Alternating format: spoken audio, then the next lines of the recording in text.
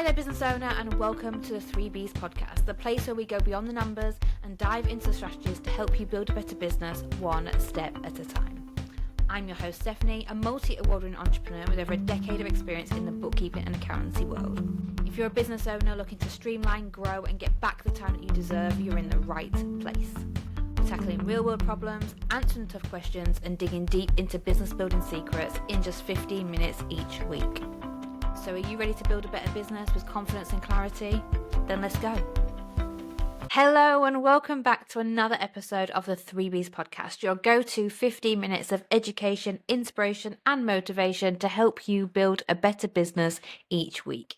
If you're new here, hi, I'm your host Stephanie. I'm a multi-award-winning entrepreneur with over a decade of experience in the bookkeeping and accountancy field and run a successful practice, ABCS UK. It's my birthday week and in our new location, so we're moving offices, we're moving studios as well, so it's all go in the practice and with the 3Bs right now.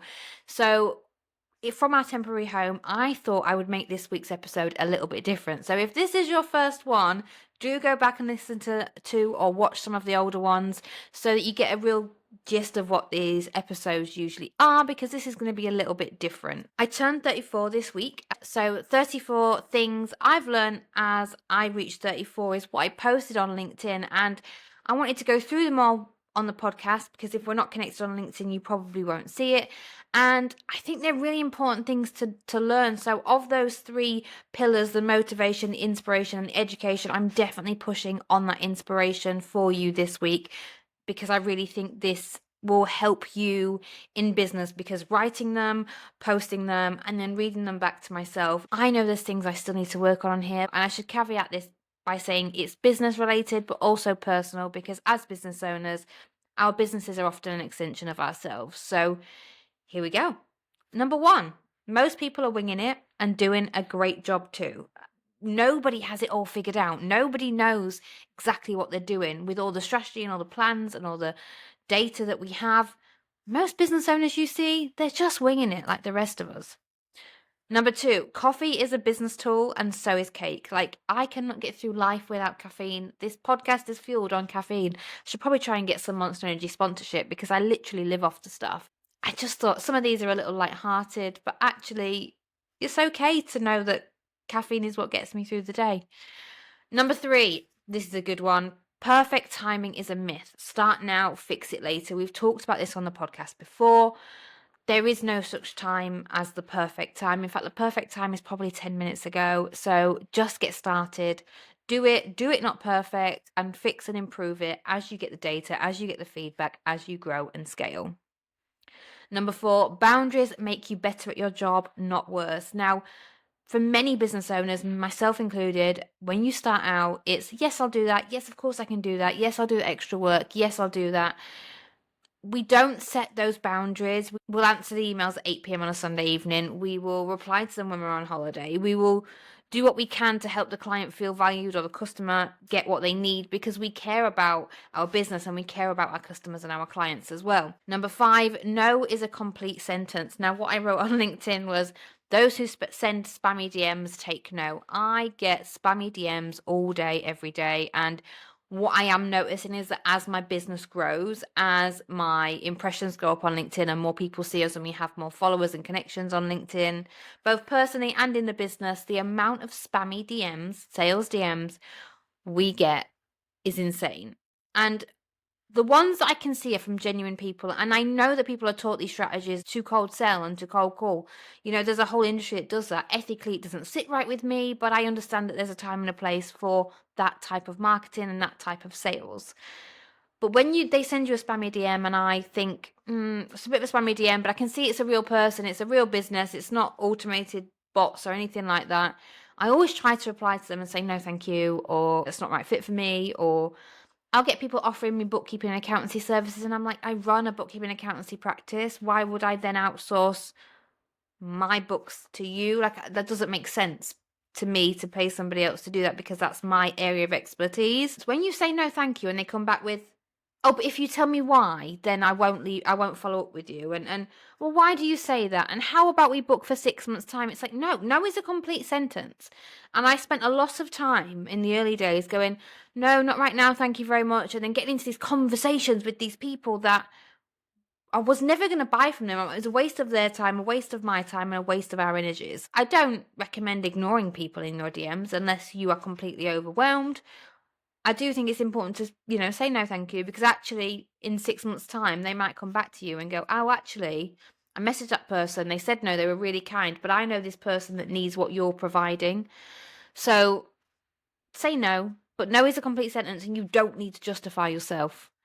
6, if you can't find the right table, build your own. This is how I run my businesses. This is how I run my life. If it doesn't exist, I'm going to build it myself. If it's not my area of expertise, I will find somebody else to do it. I spent my Easter bank holiday weekend building a new API and a new piece of AI software that will take a lot of the lead generation away from me. So it will give me fully qualified leads, putting in place these things that I've learned in the last 6 months that I know need to be implemented, but I don't get time during the day-to-day running of the business.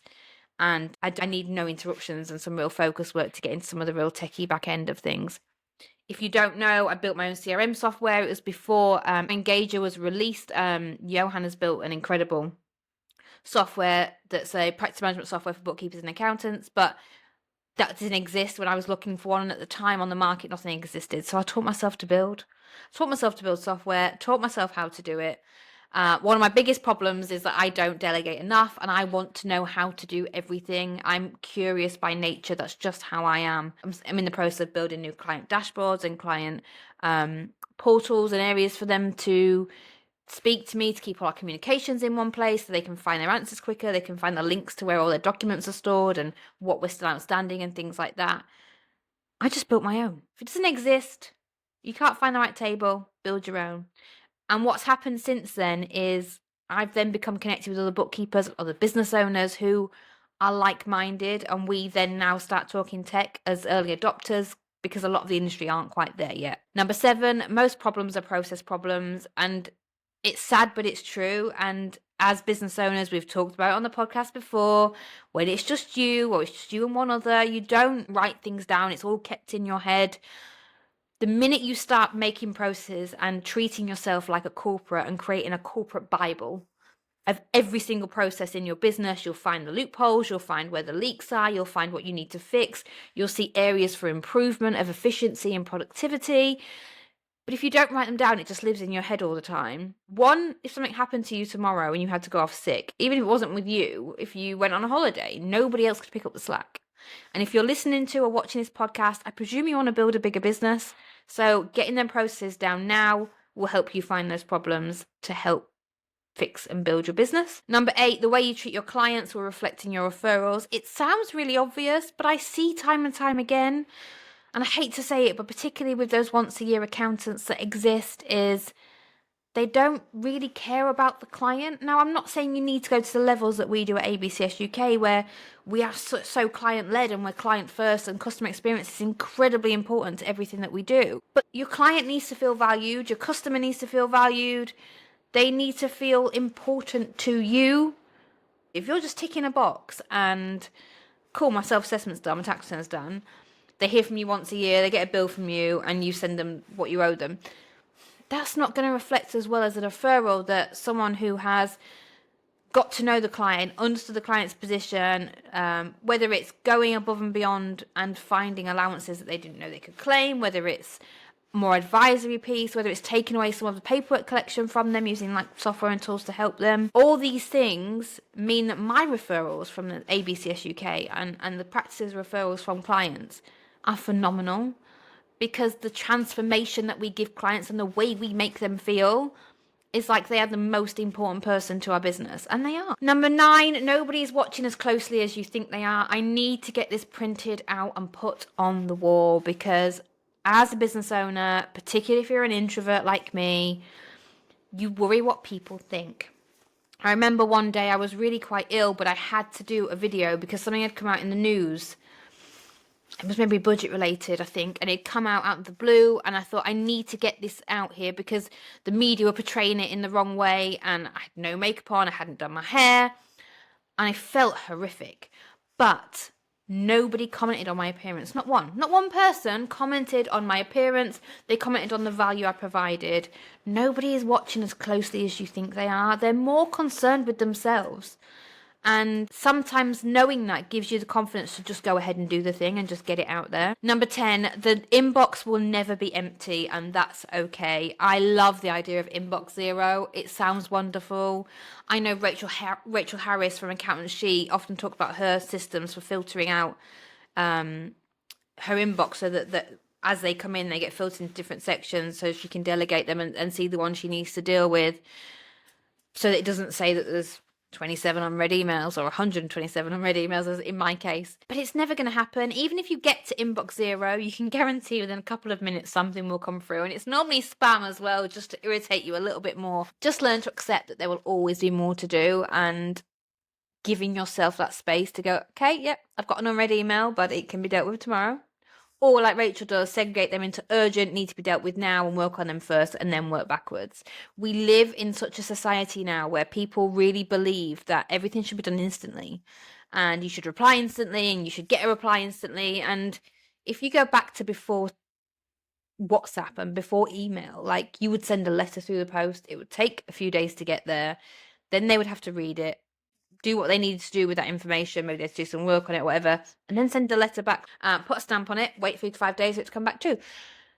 Nothing needs to be done, or very, very rarely does something need to be done that particular second. So be aware of that. Inbox zero is amazing, and it's always a great goal to have, but it's not everything, and if it's not at zero, that's still okay. Number 11, you don't need to be the loudest in the room to be the leader. Heather is an incredible example of this. Heather used to Go Proposal, which is a software now owned by Sage, and she went out on her own and is doing incredible things in the leadership space. She's actually just got a book that's about to come out in partnership with Penguin. If you are a business owner and looking to be a leader, I can wholeheartedly recommend it. Haven't read it yet, have pre-ordered it, and I can wholeheartedly recommend it because her value is incredible, and the things she has learned and the way she delivers it is second to none. And then number 12, consistency beats motivation every time. Now, again, Rachel Harris, Accountant She, once posted, stick to the plan and not the mood, or something to that effect. And that really stuck with me. And I've really started to see the needle move on my businesses when I followed that advice. So when you wake up and you go, I really don't feel like doing that thing today, if that was on the plan to do it, then do it, because you'll feel 10 times better once it's done than leaving it on that ever-growing to-do list. Stick to the plan and not the mood. And 13, if it drains you, delegate it. If it lights you up, do more of it. It's something we say all the time in business. As you grow and start to expand, do the things that you really enjoy doing and do well. And if you hate the numbers, if you hate the accountancy and the bookkeeping side of things, give it to somebody else who can do it for you, because somebody else who enjoys it is going to do a better job than you because they love it and they love to get into the nitty-gritty details of it all. And leave you to do the bits you're good at. When you start a business, you don't often start a business to deal with the accountants and bookkeeping unless you're a bookkeeper and accountant like me.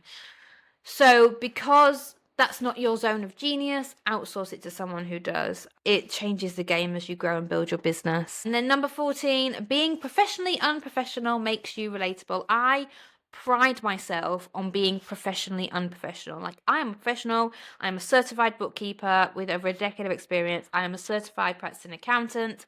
I'm a business owner and I'm a CEO.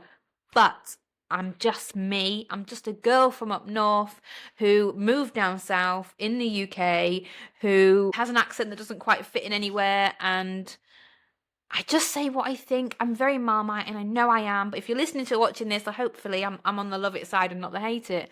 But you get to be you, and you don't have to be corporate. The minute I stopped treating ABCS like another corporate top 4 practice, the minute the clients started coming in, and the clients that were coming in were clients that I love and adore and are my kind of people. And I think that's really important to whatever your style is. If you feel better being incredibly corporate and that's where you feel most comfortable and where you're bringing in the right kind of clients for you, then absolutely be corporate.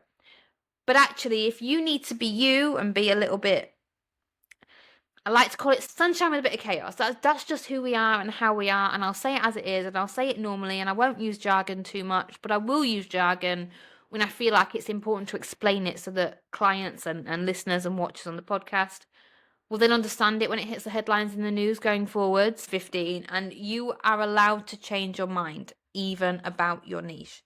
Now, this is incredibly important because we talk about it in the business all the time. It's okay to change your mind. It's okay to change positioning. It's okay to change what you do in business, and it's okay to change how you do things in business. Growth doesn't come from your comfort zone. Growth could have been another one. Growth only happens when you try something different, or you don't know whether you're doing it right or doing it wrong until you test and measure. So I hope that's been really helpful. I can't believe I'm only 15 in. So we're over the 15-minute mark, so I'm going to leave it there. And if you join me next week, I will finish off the rest of the 34. Thank you so much for being a part of this podcast. Whether this is your first episode or you've been here for over 100 of them, I am so, so grateful for you. And I'll see you next week. Bye. And that brings us to the end of another episode of the 3Bs podcast. I hope you found it useful and that you're walking away with some motivation, inspiration, or education to help you build a better business. Don't forget to subscribe, leave a review, and of course connect with us on social media for more insights, tips, and behind the scenes content. Your next step in building a better business is just a click away. I can't wait to connect with you, and I'll see you on the next episode. Bye.